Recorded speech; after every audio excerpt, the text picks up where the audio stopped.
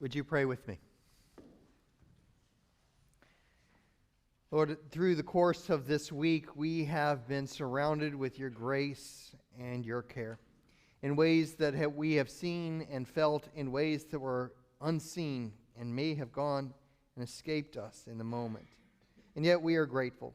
We, your people, gather in your name this day in song and prayer. We gather, O Lord, to proclaim your word and your truth, your presence, and your Holy Spirit's guidance in such a time as this.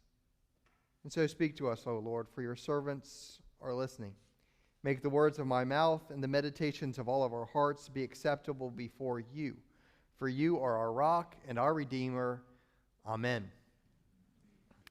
We're in a sermon series on this book called Esther in the Old Testament. And last week we talked and introduced ourselves to this woman who would become a heroine in the narrative. Her name is Esther. And we talked about Queen Vashti as she lost her place of being the queen, and how this poor girl who was from a minority group and who was left orphaned not only became adopted by her older cousin as a father figure, but how she rose to prominence and became the queen of the largest empire in the world up to that time, the Persian Empire. And so she is now the queen of Persia. She is living in Susa, reigning in that place. And as I was thinking about that heroine over the last couple of weeks in preparation for today, my mind was drawn to a different heroine, a heroine in my own life that I'd like to introduce to you. And her name, at least to me, was Grandfran. Her real name was Frances, but she was my grandmother on my mom's side of the family. There's different types of grandmothers, and I hope you're blessed with wonderful ones, or you have been in your life. I had a more warm and fuzzy country grandmother who made me biscuits on my dad's side of the family, and then there was Grandfran on the other side, who was more reserved, but she always asked pressing and curious questions and found her own way to inspire and provoke and encourage me to be myself, my best, and the rest of the grandkids also in that way. She was born in 1912 in West Virginia. She lived to be 96 years of age, and I was blessed to have her for many years in my own life. She went to college, to a number of colleges. Back in the 1930s, she went to University of Kentucky, Randolph-Macon Women's College, University of London, the University of Illinois. She lived with the Dolch family as they developed the sight word list for those who are familiar with education and that development. She entered into the World War and World War II and became a Navy wave, rising to become a lieutenant in the Navy, and knew how to command others, but without being overly domineering or commanding, and yet to help to guide others. She was a Depression-era person, so whenever I'd go over to the house, I would see frugal living. She was rich in her own way, but not wealthy, but she would do things like wash her aluminum foil. Do you know anybody who did that? I would walk in, and the shopping bags would be rinsed and washed for repeated use until they fell apart and the aluminum foil was hanging in the kitchen. When my mom's birth mother died when my mom was 8 years old from multiple sclerosis, Grandfran married my grandfather. And she inherited then 2 young daughters to become a mother to children that she hadn't born. And she was very caring. I talked to my mom about Grandfran this week, and she said she had a way of giving you 2 options for things when in the end you knew you were going to end up doing both of them. She said, so you can either help to weed the garden or mow the lawn. And she's like, it wasn't a choice of doing neither. It was always a choice of which one to do first. And yet it was an encouragement. I experienced this in my own life with her. I found her to be a person who provoked and prodded me to be my best. She'd be like, well, you're so bright and you're so capable. I'm sure you will really do wonderful things, or we'd be doing something new. And she would be like, oh, what a great opportunity you have. How are you going to utilize that opportunity to really make a difference? And to do something grand. And you'd be like, well, now I'm going to have to think about that. And now I'm going to have to live up to that. And you wanted to do so. You wanted to make Grandfriend proud. At least I did. And I think all of us hoped we were Grandfriend's favorite grandchild in my family. I think I'm a strong contender among that list, but I'm not positive who was necessarily the top of it. But one of the phrases that I often recall that she would say to me is, especially once I became a pastor, she would say, now I'm sure you will be diplomatic in how you go about leading the congregation. And then I would be like, yes, I will be diplomatic in how I go about leading the congregation. That kind of provoking to be your best, that encouragement to be mindful of being the best element of yourself that you can be, and that you're capable of, in fact, remarkable things. This is something I hope you have in your life, and I hope that you are that for some others. I hope we all have a grandfriend. I believe Esther had a grandfriend. His name was Mordecai. He's a guy, and it was a man who had been her cousin, but when she was left orphaned, had adopted her as his own daughter and cared for her and enabled her. Now, they're different, Grandfriend and Mordecai, and probably different from your Mordecai or Grandfriend, and yet their story is really fascinating. Where we left off last week is that now Esther is in this great place of privilege and opportunity. She is now the queen of Persia, the largest empire in the known world. And so the question will be, what are you going to do with this opportunity? Are you going to throw away your shot, right? That phrase rings in my mind of the musical Alexander Hamilton, right? The question, are you going to throw away your shot? Of course, Alexander literally threw away his shot, not shooting Aaron Burr, unlike Burr, but he didn't throw away the opportunity of utilizing his robust intellect, his opportunity. And he was young, and he was scrappy, and he was hungry. And I pray that whenever we're young, that we are scrappy, and that we're hungry, and that we go forth to claim and utilize the opportunities before us. So Esther is given this opportunity, but sadly, really, she's kind of sequestered.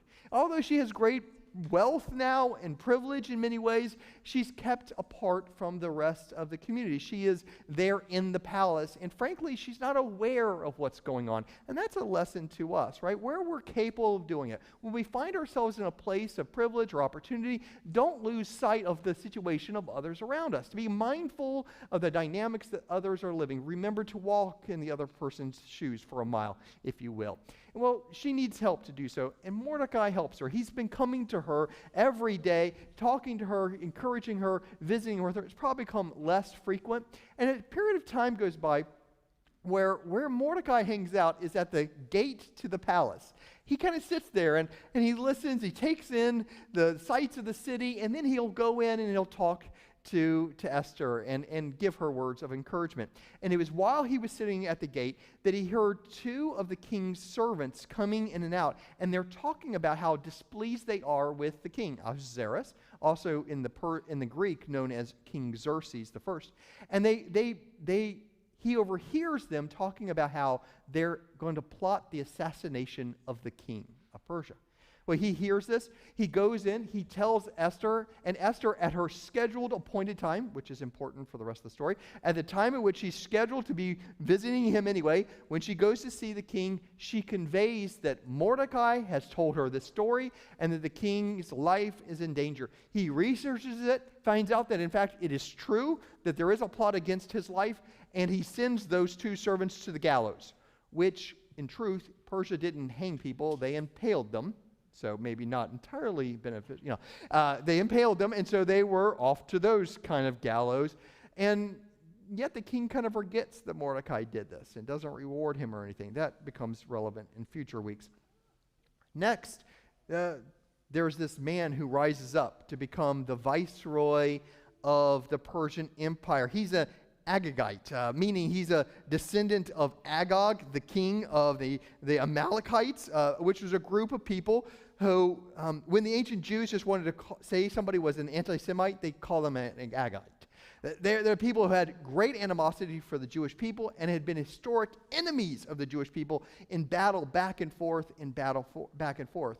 Well, Haman, he shares this sentiment about Jewish people, and he rises to become very powerful. By the way, when I mention the name Haman, you're supposed to hiss. He's the great enemy in this story. So Haman, there we go, very good. Mordecai, yay! Esther, yay! But Haman, Very good. Thank you so much. And so the story goes that Haman is leaving the palace, going through the same gates, and as he's going through the gates, he expects everybody in the kingdom to bow before him, for he is now so important and powerful and in charge. Even though he's not Persian, he, as an Agagite, has been risen up to this great privilege and opportunity, and so he is full of himself, and he demands everybody bow before him, and they do. Everybody, wherever he goes on his horses, they all bow before him. But there's this one guy, Mordecai, you know about him. Mordecai, who's like, I ain't going to bow for a person who hates my people that badly. I'm not going to bow for him. And so he doesn't. Repeatedly, Haman comes in and out of the gates, and Mordecai does not bow. And he doesn't really recognize that Mordecai is not doing this, but his companions do. And they go, there's this one guy. Every time you come in and out of the gates, he doesn't bow. Mordecai is his name. And the guy's like, I hadn't noticed that. So the next time Haman comes out of the gate, he looks and he observes that Mordecai is not bowing, and he becomes infuriated. He's beside himself. How could anybody not bow before me? And so he decides, I should assault this man. And then he thinks to himself, I am too capable. I am too important. It's beneath me to lay my hands upon such a measly man, and a Jewish man at that. I shall not touch him. And I won't even have my servants do it. Instead, I am so great and powerful that the consequence for his behavior should be felt among all of his people. And so he develops a plan. And the plan is this: that not only Mordecai shall suffer, but Mordecai shall die, and all of his people as well. He is now in power over all the 127 provinces of the Persian Empire, stretching from India all the way to Ethiopia. And so let all the people within the kingdom who are people of Mordecai's religion and ethnicity suffer the same fate as Mordecai, because he never liked them in the first place. Now, if you are familiar with a long history of horrible anti-Semites down through the annals of time, make sure that Haman is among that list. He's right up there with Eichmann and Adolf Hitler, who developed the final solution for the Jews in Europe, right? Their plan, their idea was, among conquering of other German lands and places that they should be in charge of, that they had a moral obligation, if you will, to take out all the Jews of Europe, and 11 million within the areas in which they were going to control. And sadly, horrifically, they succeeded in murdering over 6 million of the Jews there in Europe. The plan for Haman was even grander, sickeningly, than that. It was to murder all the Jews in that province of Judea, or Israel, and all the way down to Ethiopia, and all the way over towards India, and the whole world, basically, at the time, to wipe out wherever there were Jewish people, to have them all. And he says this: let every man, woman, and child of any age be murdered. And so at this time, Haman gets, and we could stop the history. There's just too much Haman going on here. He takes some dice with his friends, and they shake the dice to determine what month they should enact their plan. And he rolls the dice, and the act of casting the dice is Pur in ancient Persian, from which we get the name Purim, which is the Jewish celebration of the story of Esther and how she becomes a heroine in our narrative. But the casting of the lot, to see, what will happen to these Jewish people. And they cast the lots, and it comes back that in the 12th month, 12 months away from the month of Nasar, in the month of Adar, essentially March, that all the Jewish people will be slaughtered by his soldiers. And so he goes to the king, King Xerxes, and he says, there's this horrible people. You need to know about this. King, you are benevolent, you are powerful, you are mighty, and you've given me great privilege over your kingdom to keep the people safe and to keep our ethics at bay and to do what we should do and promote the kingdom. And so, king, if you have ears to hear, listen to me now. Haman says, he says, there is a people that are like an infection in our land. And they don't follow our rules. They don't bow before us. They're breaking. None of this is true, but this is what he says. And he said they run a grave risk to the survival of the Persian Empire. Would you allow them to continue in this way? Or would you permit me to handle your business, to promote you as king, and to enable the success of the Persian Empire to live on despite They're conniving. This is what Haman says. And the king says, here's my ring. Take 10,000 silver talents and enact your plan. And so he does. He writes to all 127 provinces, this is the command, that on this 14th day of the month of Adar, that all the Jewish people shall be killed. The notice goes out to Susa first. Mordecai at the gates, he hears of this decree first. And what does he do? He tears of his clothes and he puts ashes on his head. He wears sackcloth. We as Christians remember this and kind of enacted ourselves with Ash Wednesday, the sign of the cross on our heads and the ashes.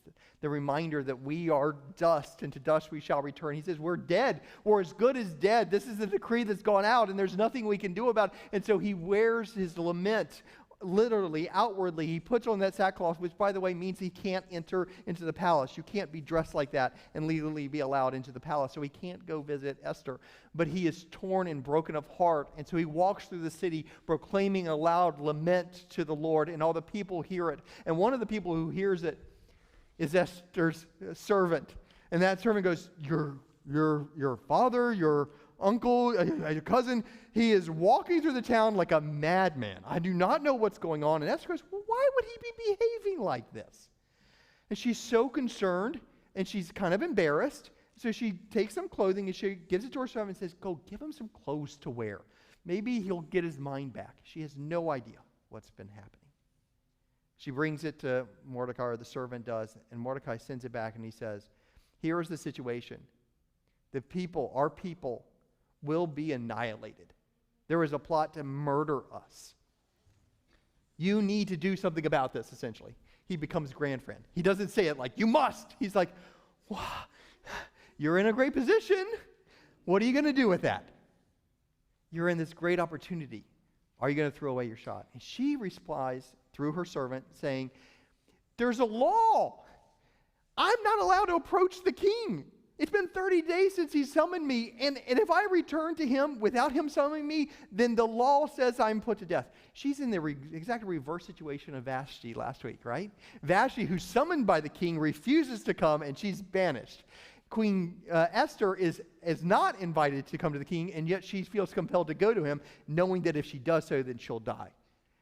And she sends this message back to Mordecai, and then Mordecai says these words, these famous words that I find great meaning in. And they are probably the most famous words here in the book of Esther. He says, if you keep silence at such a time as this, relief and deliverance will arise for the Jews from another quarter. Another will come to save the people, perhaps. But then he goes on, he says this in verse 14. Perhaps you have come to royal dignity for such a time as this. Oh, I love that passage. Maybe you've entered into this opportunity, this privilege, this remarkable chance for such a time as this. Would you say that with me? For such a time as this. Maybe you are uniquely positioned at this moment by the unseen hand of God into the place where you are, into the opportunities before you for such a time as this. And could God use somebody else? Yeah. Might God use somebody else if you refuse? It's certainly possible. But perhaps you are here for such a time as this. You know, in the book of Hebrews, Paul writes to the people, and he says, let us consider how to provoke one another to love and good deeds. Mordecai is being like a grand friend to Esther. He's saying, listen, I'm going to encourage you. I'm not going to compel you. I'm not going to require you. I'm not going to badmouth you if you don't do it. But I'm going to remind you that you are remarkable, in fact. And you're capable of something grand. And in fact, if you don't do it, there's a loss of opportunity not only for us, but for you. And so, as I hear these words, I'm reminded of how important it is to be surrounded with those who do encourage us. Amen? And who particularly not just say, you're good to go as you are, but who provoke us to love and to good deeds. We need those people in our life. Now, what Esther does in response to this is fascinating. She goes, I'm scared, and this is a big thing, and I'm probably not going to live through this, but I'm willing to do it. And so she says to Mordecai, she goes, I'm going to invite you to fast for 3 days, a spiritual preparation for me going before the king unannounced. And I'm going to ask all the Jews in Susa to also fast for 3 days. And I and my servants, we will fast for 3 days in preparation to go forward and to do this thing. Let us spiritually prepare for whatever new endeavor is before us. And this is a good reminder to you and to me. If you are in a place of new opportunity, a new job, or you've come into an opportunity of resource that you didn't have before, or you've just moved, or maybe you become a new Christian. Maybe you've said yes to the new life of Christ within your life. You receive forgiveness. Now the question is, okay, and how are you going to use such a time as this for that which is good, not just for yourself, but for others? And it's good to be aware that God has offered us forgiveness and grace, and then we could just go, okay, great, I'm good. But we are invited to claim this new life, this new opportunity, and to do something remarkable with it, to actually live in holy relationship with those whom God has entrusted to us, to see what chances we have to make a positive impact in the lives of others, and to be courageous in the midst of doing that. Not to be selfish, be so self-preserving that you're unwilling to be scrappy and hungry and to take the shot when it needs to be taken of doing that which is good in that moment. To provoke and be provoked, to love and to good deeds. And so Mordecai goes and he prepares himself, and Esther goes and prepares herself, and then she prepares to go into the king. But that's a story for next Sunday, what happens. So you have to wait. As Methodists, I'm reminded of the general rule of how we're supposed to live. I don't know if you're familiar with this. John Wesley, when we kind of started the Methodist movement, the Wesleyan tradition, he said, look, we're a group within the church. There are other Christians, but the Methodists are those who live by a kind of a rule of life. And like the Benedictines do, or the Franciscans, or the Jesuits, or others, Methodists shall live by this rule. And it's these things, these threefold. It's do no harm. So eliminate the harm we're doing. Then do good. Find the opportunities we have to actually make a positive impact in the world around us, and to be promoters of the light of Christ in our midst. And then to attend to the ordinances of God was the third one. Now, Bishop Reuben Job renamed that and said, stay in love with God. That is to worship, to gather in prayer, to sing our hymns, to take the sacrament, to do these acts of faith and to do so diligently. And I want to invite you to be provoked to do that, to eliminate the harm, to intentionally set forth in doing good. And in the whole journey of that, to stay in love with God on that journey. You may not have had a grandfriend in your life growing up. I hope that you have. If you haven't, may the community of faith, may the church be like that to you. One that provokes towards good deeds and love. And may all of us, in every situation, no matter our age or station of life, take the opportunity to provoke others courageously to be their best selves as well. Thanks be to God. Amen.